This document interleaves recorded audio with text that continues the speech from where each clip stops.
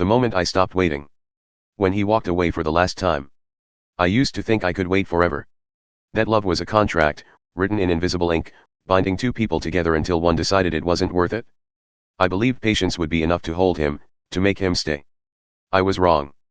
We had been together for 6 years.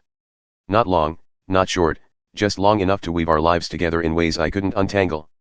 I knew him better than anyone else, or at least I thought I did. I knew the way his eyes crinkled when he laughed, the way he hummed while cooking, the little rituals that made him, him. But somewhere along the way, I stopped noticing. I was busy with work, with friends, with my own desires, my own frustrations, my own excuses. I told myself I loved him, but love isn't just a word. Love is attention. Love is care. Love is effort. And I stopped putting in the effort. I noticed it first one Tuesday morning. The sunlight hitting his hair, the way he sipped his coffee without speaking. I asked him a question, and he didn't answer. Not because he didn't hear me, but because he chose not to.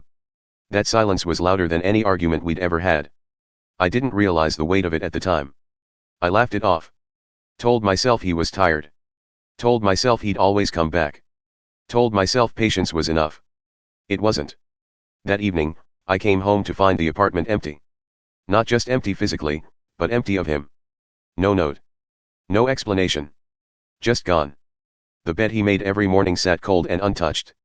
The dishes in the sink were mine alone. The air felt heavier than it should have. I called his number. Straight to voicemail.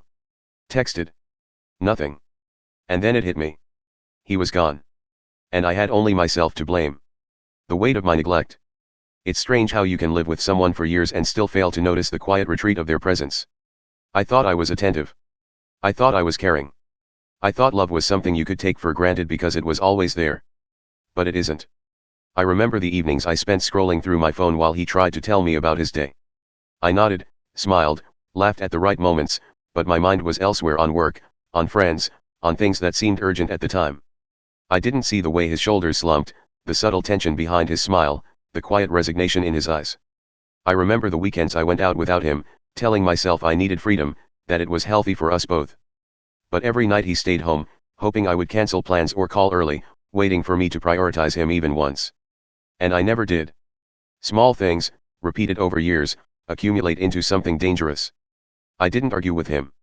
I didn't fight. I didn't shout or slam doors. I just neglected. And neglect is a quiet killer. It wears you down, erodes trust, and eventually leaves nothing behind. The day he left, I didn't even realize the moment it was happening. I came home expecting him to be there. And he wasn't. No note. No explanation. Just an empty apartment filled with the echoes of his absence. That silence was deafening. I called, texted, left messages. Desperation clawed at me, but I couldn't reach him. And with every unanswered call, every unreturned message, the truth settled in: I had failed him. And the cruelest part? He had tried to show me. He had tried in little ways, subtle ways, to reach me, to ask for attention, for love, for care. And I ignored him. Now, in the quiet of our apartment, I feel the weight of my selfishness. The bed we shared is empty, the dishes in the sink lonely, the air still. And I am left with nothing but my own reflections, my own regret, and the unbearable knowledge that I drove him away. The spiral of regret. I can't stop replaying the moments I ignored him. Not the big arguments, not the fights that left bruises on the heart, but the tiny, quiet betrayals. The nights I laughed at a friend's joke instead of listening to his story. The mornings I left the apartment without so much as a kiss goodbye. The times I chose my comfort over his needs. I keep thinking, if only I had noticed. If only I had cared more. If only I had been present. But if only doesn't bring anyone back. I remember a night a few months before he left.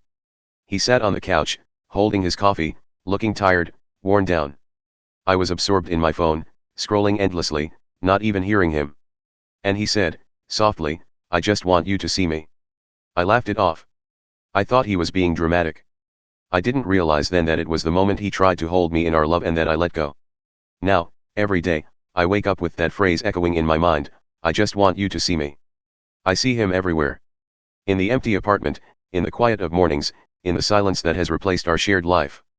I hear his voice in the wind, in the hum of the coffee machine, in the songs we used to play together. And I hate myself for not noticing sooner. Hate myself for being so absorbed in my own life that I let the most important person in it slip away. I try to distract myself with work, with friends, with errands. But nothing fills the empty space he left. I cook for one. I watch TV for one. I sleep for one. Every act, every motion, reminds me that he isn't there, and that I am the reason. Some nights, I imagine him walking back through the door. I imagine him apologizing for leaving, telling me he tried to be patient, that he loved me anyway. But I know it's fantasy. I know it will never happen. The spiral of regret has no bottom. It only twists tighter, suffocating me with the truth I can't escape. I lost him. Learning to exist without him. The first few weeks after he left, I felt like I was drowning in an ocean of my own mistakes. Every room in the apartment reminded me of him: the kitchen where he used to make coffee just the way I liked it, the couch where he would sit and read, the bed that felt unbearably empty at night.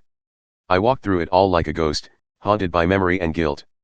I began noticing the little things about life I had taken for granted: how sunlight hit the living room in the morning, how the city sounded at night, how even a quiet phone notification felt sharp and empty without him on the other end.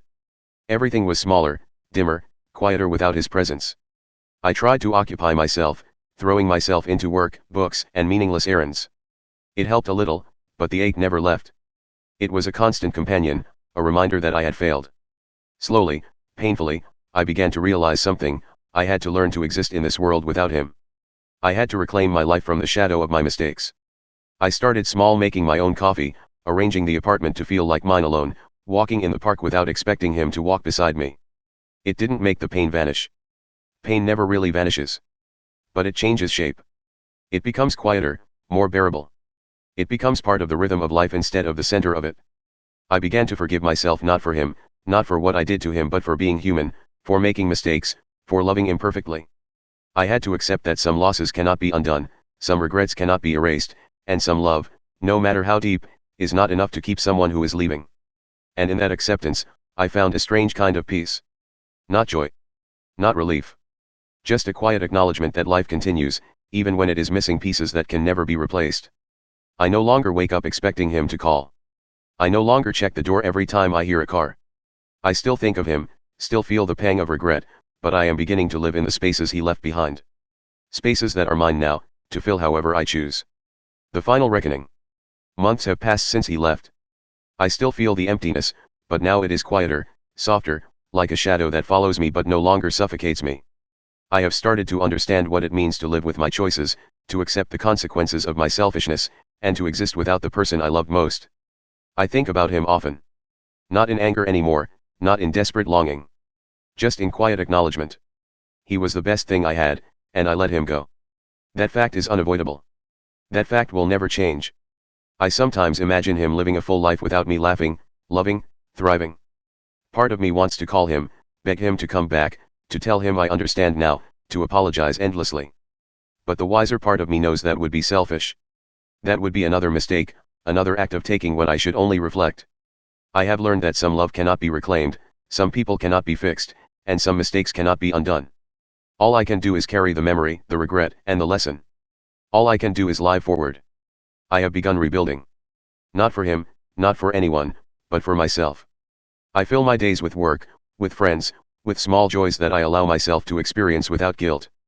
I cook for myself, I laugh for myself, I cry for myself. And in these moments, I begin to understand what it means to truly love not someone else, not a reflection of what they should have been, but myself. Some nights, I sit in the dark, imagining the life that could have been. And I allow myself to grieve it fully. But when the sun rises, I breathe, and I remember, I am still here. I am still alive. I am still capable of happiness, even if it is different, even if it is quieter, even if it is bittersweet. The lessons I carry are heavy. The regret is sharp.